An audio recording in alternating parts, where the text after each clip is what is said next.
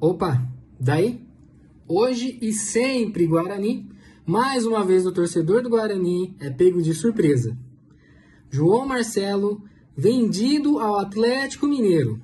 Segundo Lucas Rossafa. Grande Lucas Rossafa. Se não fosse ele, o Bugrinho não ia ficar sabendo. E os números? Sigilosos. Olha a novidade. Sigilosos. Cadê a transparência? Zero transparência. Uma vergonha. Números escondidos. O torcedor do Guarani merece respeito, porque nunca somos comunicados. Esse aqui, ó, jogou com garra. Respeitou a camisa. Mas a direção não deu conta, né? Atrasada, incompetente. O torcedor do Bugre não aguenta mais essa falta de respeito. Chega de surpresas negativas. Queremos transparência. Alô, diretoria. O Fábio Araújo tá quieto, hein? Rômulo Amaro? Nossa. E Gustavo Rosolém?